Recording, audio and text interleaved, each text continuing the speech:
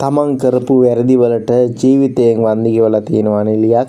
තමන්ට දරාගත නොහැකි මානසික පීඩනය, තමන් කරාපු වරදට දරාගත නොහැකි මානසික පීඩනය පද්මයේ සමග පැවැත් වූ සම්බන්ධතා හේතුවෙන්, පද්මයේගේ සල්ලිගත හේතුවෙන් මේ නිලියට මානසික පීඩනය මත ඇය සියදිවි විනාශාගෙන තියෙනවා. ඇත්තටම පද්මගේ මුදල් කියන්නේ ගම්වල අහිංසක තරුණ තරුණියන් දහස් ගාණක් මැරුණු, දෙමව්පියෝ බෙල්ලේ වැල දාගෙන මැරුණු, තරුණ තරුණියන් බෙල්ලේ වැල දාගෙන මැරුණු දුක්සෝ කඳුළු ඒවා.